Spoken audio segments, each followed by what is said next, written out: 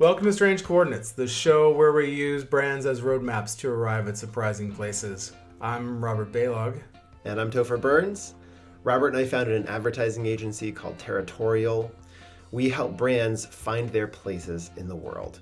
And we do that by exploring how history, culture, and desire all bounce off one another to reveal insights about what's cool about being human. Nerds! Every episode, one of us gives the other a brand to explore, and that means the other one has to trek off into the wilderness and come back with some juicy story they find about this brand that they find the most compelling. So it could be fun, it could be scary. It's all about using brands as compass points to discover more about the world around us. Exactly. And as you might recall from episode 1, the brand that I tasked Robert with finding some juicy goss about is Carnival Cruise Lines. We have already on episode 1 had a number of really great cruising puns and jokes. I'm hoping that continues. Robert, how did you enjoy your assignment? Carnival Cruise Lines? I thought you meant Carnival Peanuts, so I did a whole thing on the squishy, orange, mysteriously flavored peanuts. I'm down. We want to pivot on that? Do you want to Sure. just do a quick pivot? Great. Let's do it. No, Carnival Cruise, really exciting. So Carnival Cruise Lines, founded in 1972 by this guy named Ted Arison, who was a Israeli businessman who had come to the United States in Miami, and he saw an opportunity to create this kind of new thing. There's a whole backstory there about how that started. Less interesting to us. Let's just get the details out there. So, mild bit of controversy. Looking farther back at the origins of cruising, there are some debates around kind of what would we call the first cruise sojourn. Sure. Yeah, obviously a lot of people have some stake in this, but some historians classify the first cruise as the voyage of the Francesco I out of Naples in 1833. And it was like a 3-month journey to ports from Sicily to Greece to Turkey, sort of accompanied by excursions and guided tours. So we would look at that and be like, that sounds like a cruise. Like they weren't moving goods. They were going to places to sort of get off the boat and tour around and buy tchotchkes and get back on. Okay. So what's interesting is that this, at the time, was only available to the nobility. So this was actually advertised to princes and minor dukes and vicomtes and everyone across the continent as this sort of exclusive getaway for them. Everybody, a chance to socialize with your peers and see this parts of the Mediterranean that you've never seen before. So really fascinating, but it got me thinking a little bit about like how we talk now about the difference between we're not buying things anymore, we're buying experiences. Totally. And yeah, and like, yes, it's really nicely packaged, it's really interesting, but it's not really new. At least it's not really new for a certain class. Like, if you think about it, like the aristocracy kind of moved on to buying experiences like 2 centuries ago. You know what I mean? Like they were already in this sense of like, well, I've got everything, I've got things, now I want experiences. So a really interesting development in terms of like using advertising to start to talk about experiences and fun in particular, which I thought was really kind of interesting. And exclusive ones too. It's like your peers and right. It reminds me of kind of like things I see advertised on Instagram now. It's like getting together with like a community of like-minded blah blah blahs to yeah, a Winnebago, Yeah. I mean, in some ways it's way ahead of its time. In terms of like how cruises began to be sold, mostly they were just sort of like, hey, get on this boat and you can go to the thing. And then eventually in the mid 1800s, people started to add amenities. So like the first kind of like record of an amenity on a cruise that was supposed to draw people as a unique proposition was a live cow on a transatlantic journey that would actually make sure that you had fresh milk. Oh, okay. I was like, do you just watch it get slaughtered? Yeah, like what's Yeah, it's more like it's like the end of people are Apocalypse animals. Now. Yeah, it's yeah. really brutal. Okay. Yeah. So just kind of like bookmark in your mind this notion of like this origin story around cruising and around access to leisure and fun that a cruise provided. Because I think it's a really interesting thread, especially when we start to think about Carnival. Because when I think about Carnival, the thing that is like stuck in my head and has been stuck in my head for about 40 years is the 1980s TV campaign starring Kathie Lee Gifford, where she sings "If They Could See Me Now." Do you remember this at all? No, I don't. And I'm a big Kathie Lee Gifford supporter. She was a big character in my family. It's from a musical originally. So it's a remake of a song from a musical. The book was done by Neil Simon. I forget who the person who did the music was. And this musical is basically, it's that kind of mid-century 60s musical, which is a kind of a little like it brushes against the risque, but it's still wholesome. So it was a musical. It's called Sweet Charity. It's about a woman who dances at a club in Manhattan. Presuming there's a club like Winky Winky Club? Yeah, I think a Winky Winky. And it's her name is Charity. She's got a heart tattoo on her shoulder, which is crazy. Yeah, back in the day that wasn't cool. Yeah. And she, goes through the ups and downs of love. If They Could See Me Now comes from a scene where she is through a case of mistaken identity or because she was at the right place at the right time, ends up at the apartment of a famous movie star, and she's basically singing, if those bums that I know from the club could see me now, they wouldn't believe it, right? Okay. So another thing about this musical is that it also gave us the song Hey Big Spender, which is amazing song. So the music is like, if they could see you now out on a fun ship cruise. Have you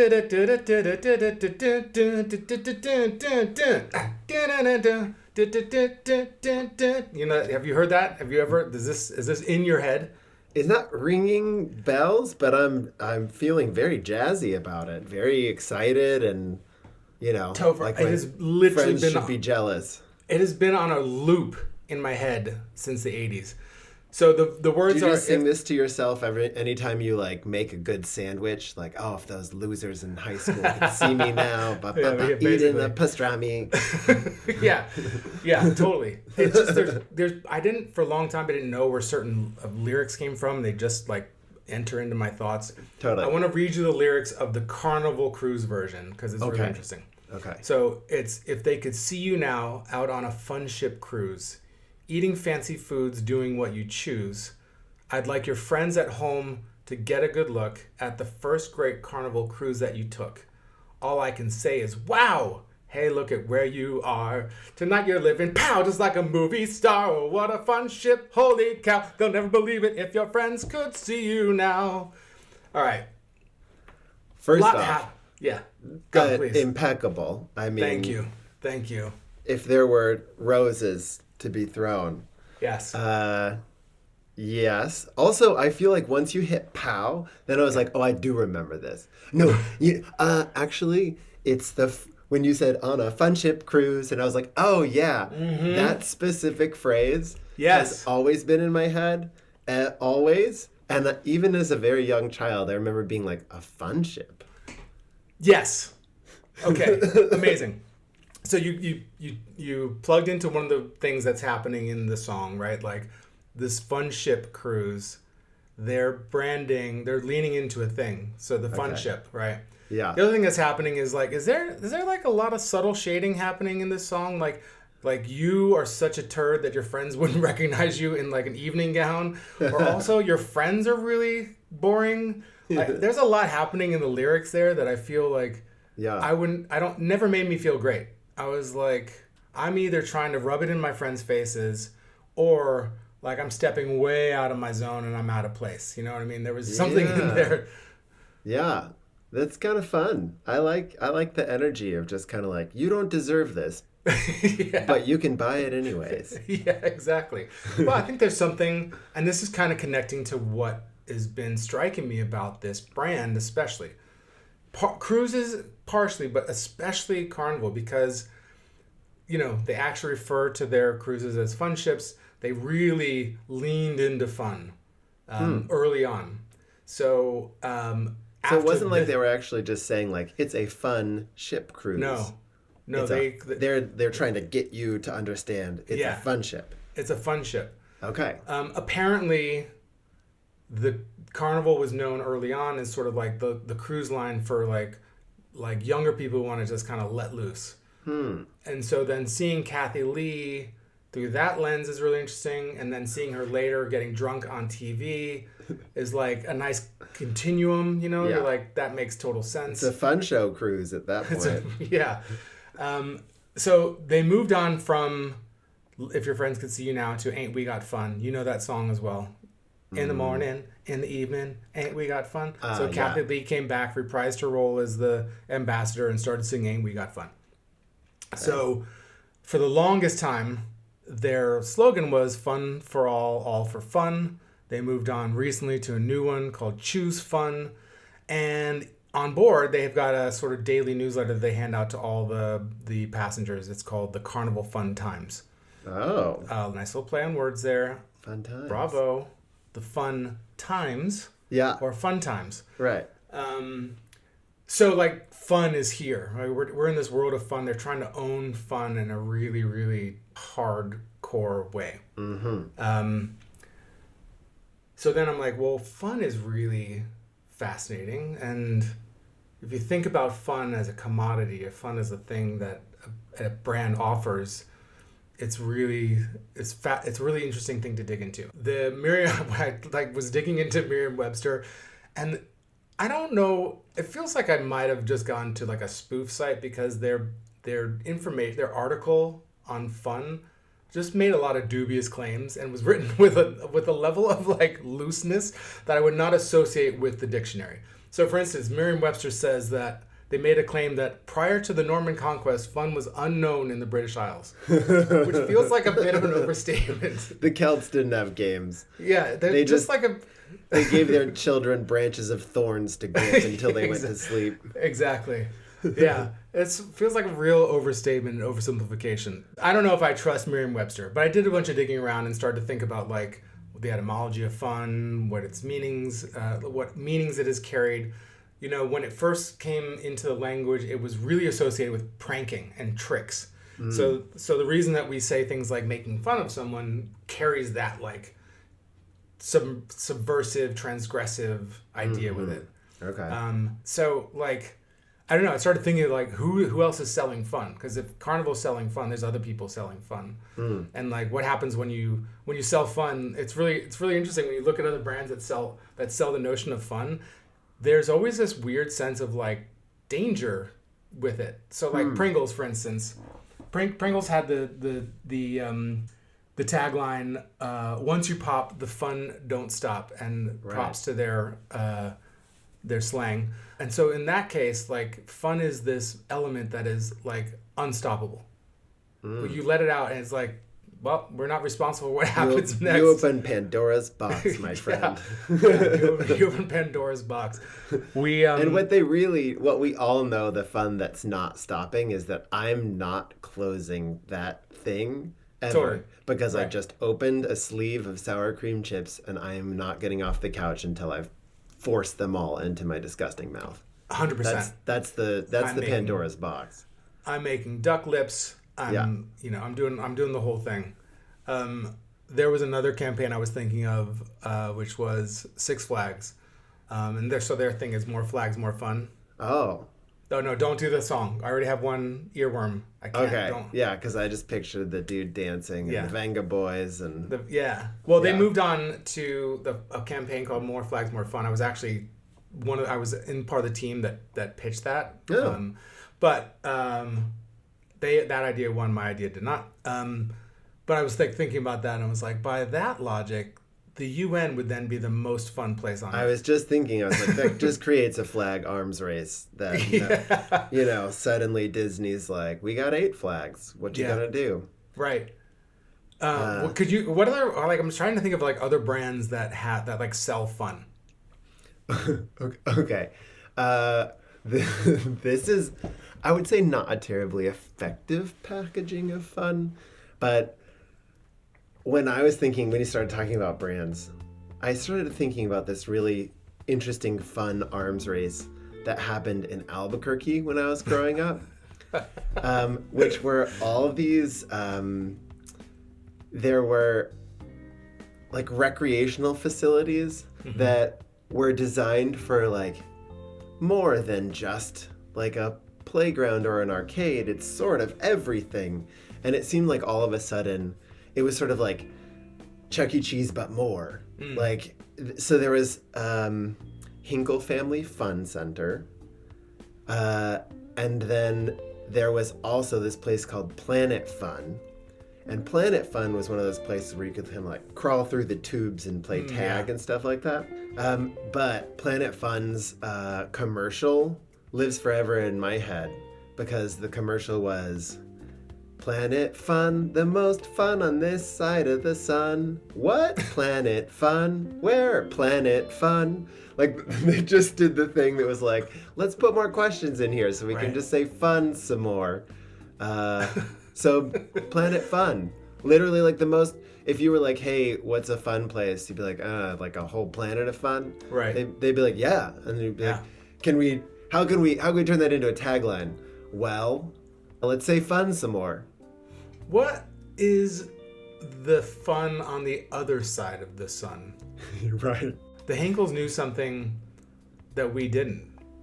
They went and found that fun and brought it back. Yeah. Where is Area 51? Is that in New Mexico? Yeah. Any connection there? Sure. They probably brought some of their own fun from the other side of the sun, and you can get it at Hinkle. I mean, you can't resist that rhyme. It's pretty spectacular. It's got a nice rhythm to it. Yeah. Well, I just like thinking back to then those, the Francesco the First and all those sort of fun-loving, likely consumptive, Juan aristocrats with blood disorders, who are cavorting around the Mediterranean. And what Carnival is doing today is kind of Carnival is letting you steal their thunderbolts. It's like Carnival is the democratization and the like complete mainstreaming of fun. And we arrive at today where like fun is this thing that is this golden promise, this amazing commodity that now we can have just as a regular Joe. I thought that was really interesting. It's sort of like, and it's a subversive act. So does that make like Kathy Lee Gifford like a punk icon now? Like, does that make sort of like a Carnival Cruise? Yeah, like I love it. Or like Carnival Cruise Lines is like the Trotsky of the seas. They're like distributing to the people. They've been taken from those who have and give to those who have not. Yeah, it's interesting too because their word carnival, it's like we create this world that we paint in bright colors, and when you go inside, then like mysteries happen and totally things you'd never see, and like that sort of feeling of like diversion and like I don't know. I mean, thinking like Downton Abbey, like the poorest little bootblack still got to go to the carnival. You know, he got to run around and like stuff his face with candy floss and whatever. Right. So I guess I didn't even pick up on that. Like it was right there for me. Like this notion of like, because Carnival, in its origins, is just it is still connected to that dangerous. It's connected to the otherworldly. If you think of Carnivale in Venice, it's a place where the spirits meet the real world, and it's like that sense of like otherworldly experience. Yeah, I mean, it's what you're talking about to me feels more effective for Carnival to do than to be like, it's like going to the circus, because that takes me to like a very specific place, and circus is not a place in Vegas that I'd like to visit again. No. But like capturing all those little pieces that you're talking about, pulling it, like Kathy Lee Gifford isn't like taming an elephant. She's just kind of like titillating you and negging you a little bit. And it's an interesting way to capture the same appeals of the carnival without having to be like sort of like old fashioned and sort of like schlocky about it. Totally. So that's Carnival Cruise Lines. Wow.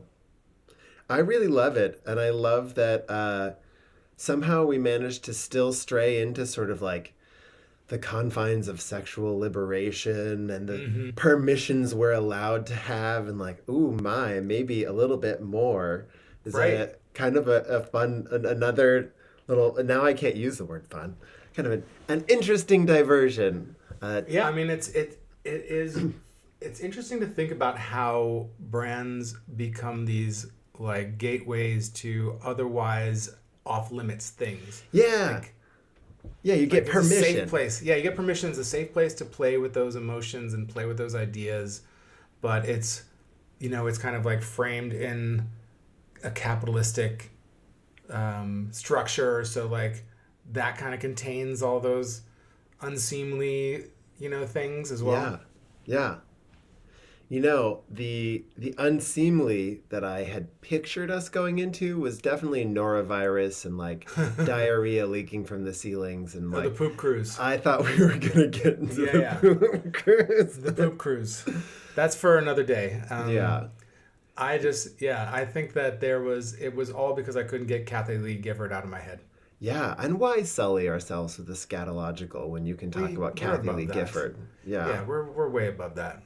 So speaking of things I didn't expect, now we are at the time where you tell me what I will be doing on the next episode. Yes. Okay. This brand was probably cherished by your grandfather, maybe great-grandfather. And yet today is viciously sought after by all manner of millennials, trampling each other in Targets, running over each other in the Walmart. It is a brand that you probably hadn't thought of until last year. And yet it is as in the zeitgeist as any brand could possibly be for reasons that I cannot fathom myself. And that brand is Stanley. I was like, is it the fucking Stanley Cup? It is the Stanley Cup. It is the cup.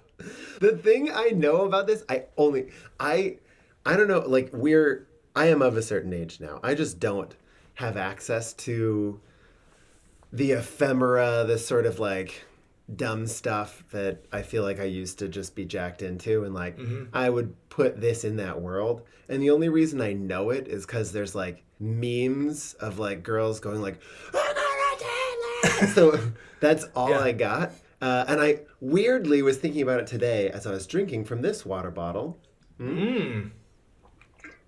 Thinking, what would my experience be like if this was a Stanley instead of a Hydro Flask? Hydro Flask? Yeah, Hydro Flask. I am so befuddled by it, and I don't want to chalk this up to my age. I think I just want to, even when Beanie Babies came out and I was of that age, I was still befuddled. So I'm not saying that you need to go down the path of why Stanley is what it is now. I just think it's really interesting to have this thing bubble up into our lives. And wow, what the hell has it been doing for the last 100 years? I had no idea there was an old school connection. I'm excited to dig into it. Yeah. Wow. I'm really excited to humiliate myself by finding the answers to this, and also discovering that like everybody listening to this episode is like, I already know the answers to all those things. Don't worry, folks. We'll find other stuff. I know. That's why I think it's actually going to lead us to someplace we don't expect. And it's not going to lead us to trampling over people to get the latest drop. I'm just suspecting. Cool. Okay. Well, if you are interested to join us on that journey, join us next time. You have been listening to Strange Coordinates, the show where we use brands as roadmaps to arrive at surprising places. Your hosts are Robert Baylog and myself, Topher Burns. To learn more about our agency Territorial, go to our website at weareterritorial.com, join our mailing list, and follow us on LinkedIn. Thanks so much. We'll see you again soon. We're setting sail. Ahoy! Boom, boom.